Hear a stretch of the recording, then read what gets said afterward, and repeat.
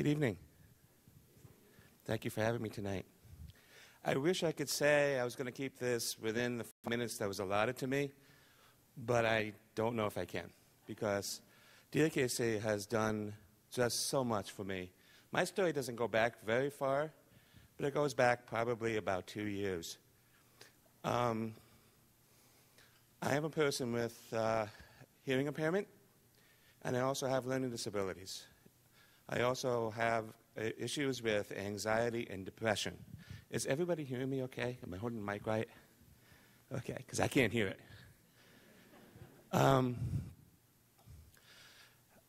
Something that came across on the tape that we just saw and from the testimonies you've been hearing tonight, a life of a person with disabilities is one of nearly constant adaptation and adjustment. We're constantly adjusting to our environment around us. Just like tonight, I don't know if you're hearing me properly over this microphone. I just have to take your word for it that you are. I don't know if I walk into a room if I'm going to be able to hear everything, or if I'm going to understand the instructions to something properly. So that's how life is for a person with disabilities. It's constant change, constant adaptation, constant adjustment.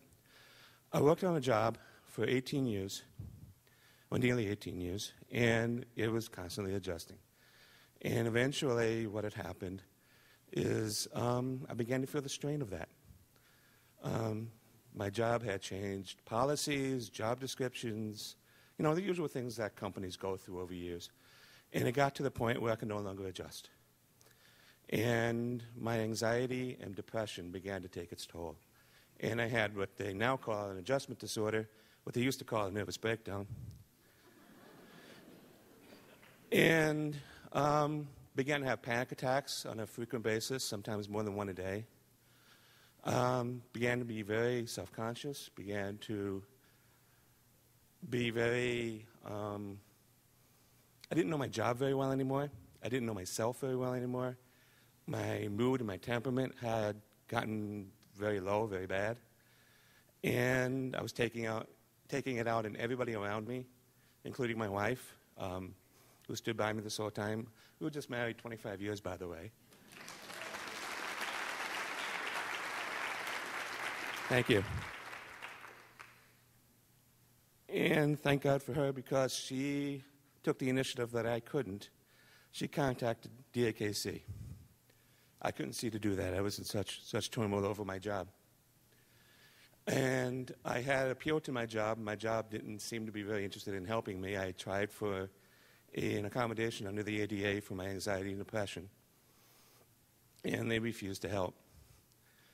And I contacted DAKC, and they then told me where to go. They said, you got to get a diagnosis, so go see your doctor. And they just basically sat down with me, as the film was saying, and then just led me through the whole process. I went and got a diagnosis. I started therapy, and I started medication, and took that back to my job, and they basically ignored the doctor's diagnosis. So they said, well, we need more proof. We need more evidence that you have these disabilities. So you need to be tested for your disabilities. So I went back to DAKC, particularly Trina Emerson, who's here tonight. Thank God for her as well. And they arranged for me to meet with Michigan Rehab Services. And they arranged to get my testing, and they also later on arranged new hearing aids and something else, which I'll get to later on. And I took that back to my job, and they responded by suspending me for 2 weeks without pay. That turned into 5 weeks without pay, because they needed to go over the findings, go over the doctor's reports to make sure if they could accommodate me or should accommodate me in any way. Well, I got back to my job after 5 weeks, after advocating with my union of the job, who said, you outgrow learning disabilities, don't you? So is it really a problem anymore? I just found the ignorance on disabilities rather interesting and disheartening. And I was telling you about my anxiety attacks. Things were kind of spiraling out of control with me. And so after they suspended me for 5 weeks, the union got me my job back with back pay, with no accommodations. Despite doctors' recommendations, doctors' orders, and psychological reports, they said I had no learning disability, and that my hearing loss was not significant enough for them to give me any ADA coverage, and that I was getting treatment for anxiety and depression, so that base was covered. So my employer said, we have nothing to accommodate for you. Never mind the fact that it was the job in the first place that gave me the anxiety and depression. Well, I went back to my job, and I wanted to stick it out, and I stuck it out. And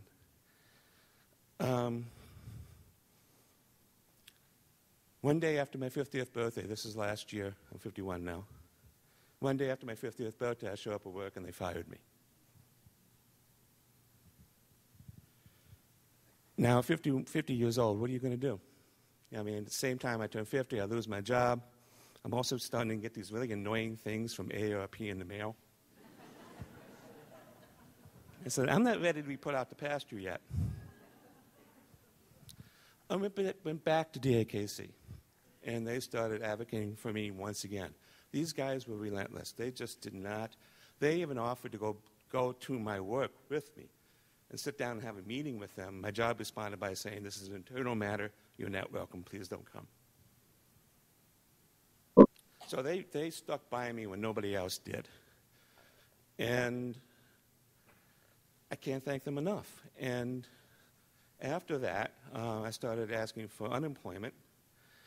And my job had said something to unemployment, and I ended up not getting unemployment because they said that I just refused to work. DAKC went back to bat for me. We wrote some letters to unemployment, and as of New Year's last year, I started getting unemployment. So they stuck by me, and they spoke to lawyers for me. They told me to go what lawyers I could talk to. They helped me with a civil rights violation that I had filed, and just constant advice, constantly upholding me, keeping me afloat when I couldn't stay afloat by myself. If DAKC wasn't around, I don't know what I'd be doing right now. I wouldn't be doing this. I would have missed out on a great meal. But the highlight of all that, I have to tell you, because of DAKC and relating them with having them get to Michigan Rehab Services, I have now chosen a new career in my life, and I am now in my final year of Calvin Seminary working on a pastoral degree. I graduate in May. Thank you.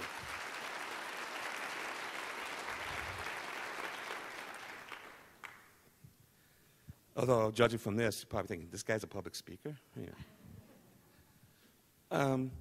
And through DAKC connecting me with Michigan Rehab Services, I'm getting the finances I need in order to complete my degree. So it's been a win-win. And I see now, because of DAKC, I see now that getting fired from my job was a blessing. It wasn't a curse. I was stuck, like the film says. I was stuck. I was stuck for 18 years. And DAKC helped me get unstuck. And I thank DAKC. I thank Trina for that immensely. I thank my wife of 25 years, Alberta, who's sitting right over there, probably shaking her head going. And I thank all of you.